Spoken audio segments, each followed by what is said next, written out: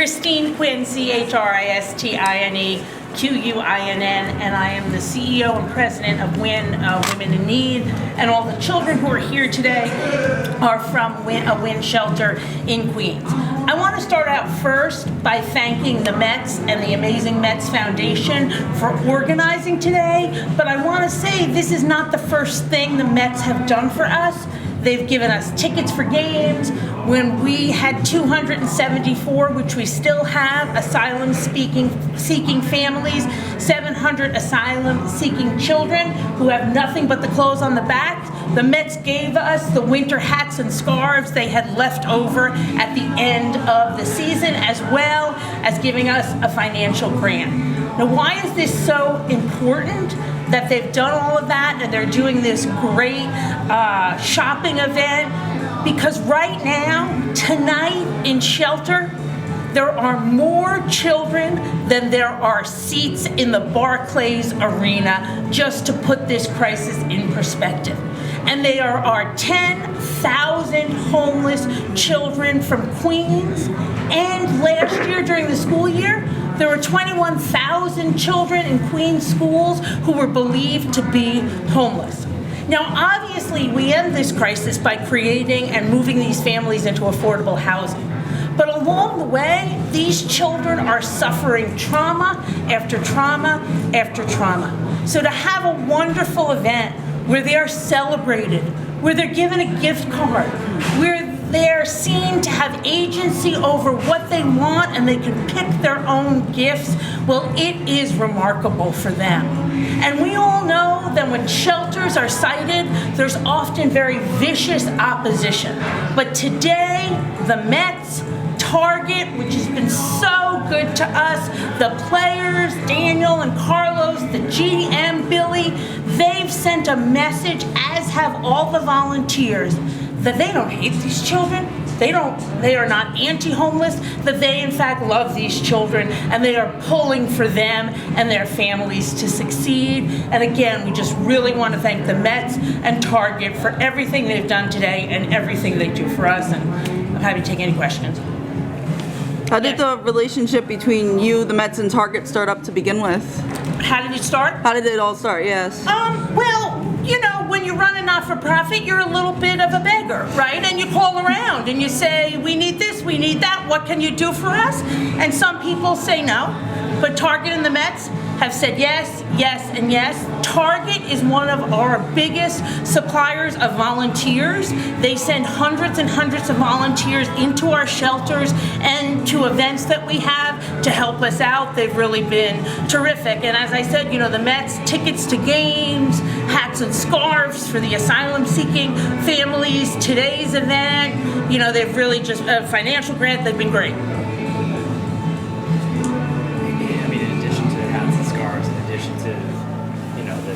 The dollar figure and the tangible. What about the intangible, just the awareness that this brings to what you're trying to do? You know, many people don't know that there are homeless families and homeless children in this city. You don't see them on the street. It's a crime to have your child on the street. But if New Yorkers don't know there are homeless children, they're not going to hold elected officials and others accountable. So today, the Mets and Target have sent a message that the picture of homelessness in New York City is a child who wants a toy. But you know what most of the shopping has been today? I want to get something for my brother. I want to get something for my cousin.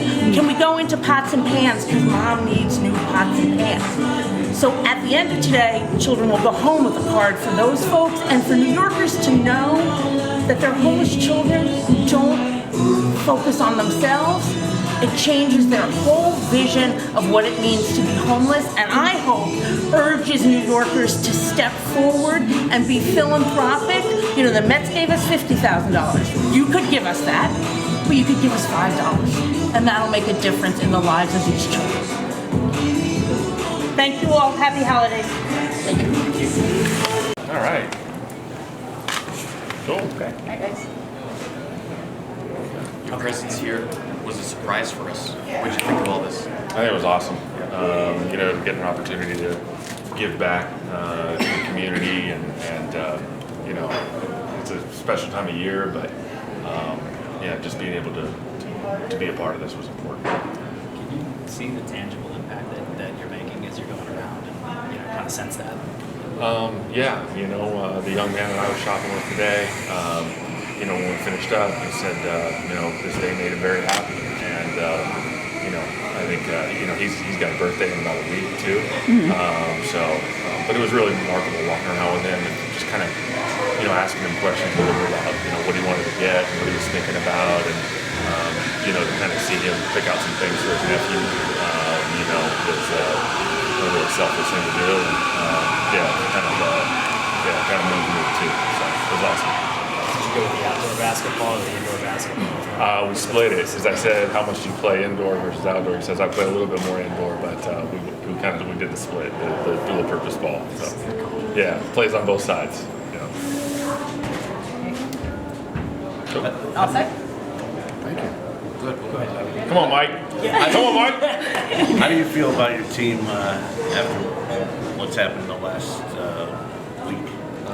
We're excited about things that we've been able to do, and but today was about this group here from Wynn, being over here, and tomorrow and the next day, and maybe days in the future. We'll talk a little bit more, so we can focus on the team. Awesome. Thanks, guys. Question? What did this day mean for you both, and how special was it for you all to be able to give back to the community? I think it was really special, pretty much like Christmas. Just looking for those kids that smiled and everything what they're doing and happiness.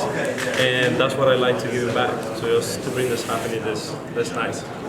Yeah, I think what Carlos said, Christmas is a time of giving. When you're in a position to be able to give, the smallest things go a long way. And just to see a smile on these kids' faces and, around Christmas time means a lot to us. How eye-opening is it for you guys to knowing what you're here for, knowing the cause that it is to homelessness for kids? Like, just how more aware does that make you through the experience? Yeah, it makes you want to help.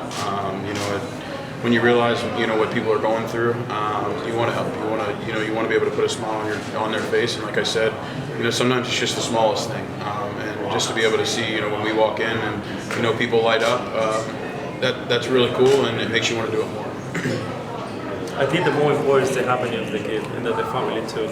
And I'm glad I'm here, and Mark is here, everyone, the family for Tiger just put this together, and the next too. So I'm happy to be here. Dan, what do you make of some of the moves you guys made over the last week and a half? Yeah, obviously, I think that it shows that the Mets are all in. When you sign up to play sports, you sign up to win. It's why you play, and it feels good to be a part of a team that wants to win. You got to line up, and you still got to play. And it's winning is hard no matter what product you put out there. But when you feel like you have the support of ownership and front office is trying to put the best product out there to win as many games as possible, that's what you want to be a part of. Going into next season, do you anticipate having the same role that you finished with last year? Is that the larger side of the platoon? Yeah, there's some things you can control in this game, and your position sometimes isn't that something that you can control. So you just go into spring training ready to go, and whatever they ask you to do, like I just said, you want to win. So obviously you want to play, and the way you play is you produce, and if you produce, you play, and that's just the name of the game. And whatever they ask me to do, I'm going to do, and be a leader as I do it. With the benefit of a couple months of hindsight now, what were the challenges of that role for you, playing a lot of the time, but not all the time?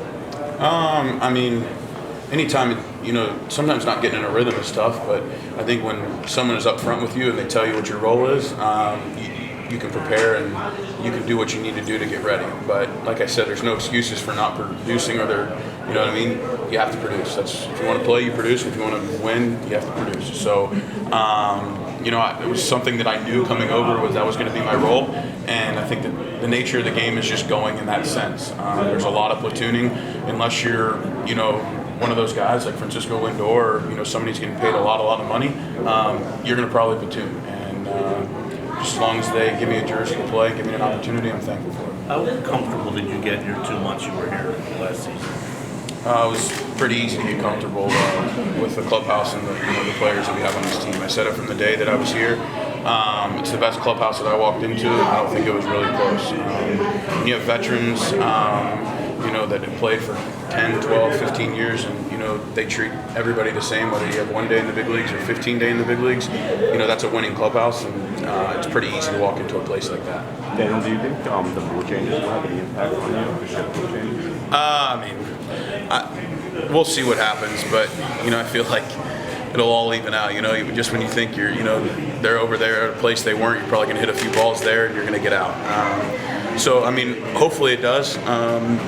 Hopefully it raises my average. It gives him some more hits and get on base, because the name of the game, get on base and score runs. So, but I think it just comes down to keep hitting the ball hard. Whatever happens, you can't control it after that. There's gonna be people playing everywhere on the field. I'm sure they'll find a new way around this shift rules. Teams will be playing people places you didn't think. What did you think of essentially swapping Jake for Verlander? It's it's always tough to see. I was only here for a short amount of time. A lot of guys played with Jake for a long time, and Jake was nothing. Obviously on the field it is what it is, but everybody knows how good he is on the field. But as a human being, he was great to me. He was a great person, great teammate, and I'm glad that I got to play with him for the short amount of time. And you replace him with a guy that has been super successful, and one of the best pitchers in the big leagues for a long time. So I'm excited to get to play with him now. And anytime you get to surround yourself with greats in this game, you try to learn. Carlos, similarly, what do you think of the way Billy Eppler, the front office, have filled out the rotation with you and Max? I think I'm really happy for it. Gabriel DeGrom just left. It was nice to play with him, like I say. Really good guy, teammates, and everything. But the addition what we have, we already have before, and I cannot wait to get to spring training and start practicing, playing, and getting ready for the season. What do you make of some of the trade stuff that's swirling around your name now? Oh man, I think the only thing that I can control where I'm standing right now, I'm just getting ready for spring training and see what happens. Oh, Carlos, I wanted to ask, I saw on your Instagram that you attended the World Cup recently. Can you talk a little bit about what that was like, or maybe your interest in going to such a major sporting event halfway across the world? You know what, I think it was really poor. I'd never been in one of those World Cup, and I just went with my wife. It was really nice. How this playoff is here, the emotion and the loud it is, but over there it's completely different. And the experience that I had was really nice. Is that an uncomfortable position not knowing if you're going to be here? Oh, you know what? I've been in baseball for a long time. This is not the first time that I'm getting traded, And the only thing that I can say is just continue to prepare myself to get ready for spring training. If he's happy, he's happy. If he's not, not. When you see the changes made in the rotation, does that get you really amped up? Are you a part of that rotation? How does it change the way you approach it, or where you? You know what? It's just to see those guys, the sign guys. So it's really nice. It's really nice to be a part of the rotation. I cannot wait to be those guys and start practicing with them too. Are you surprised it took them so long to pick up your option? Really, I don't know. For that time, I was on vacation. I didn't pay attention to that, so I just got a call from my agency. They got pick up my option, and the only thing that I can continue to do is just practice, just getting ready. Hey, thanks, guys.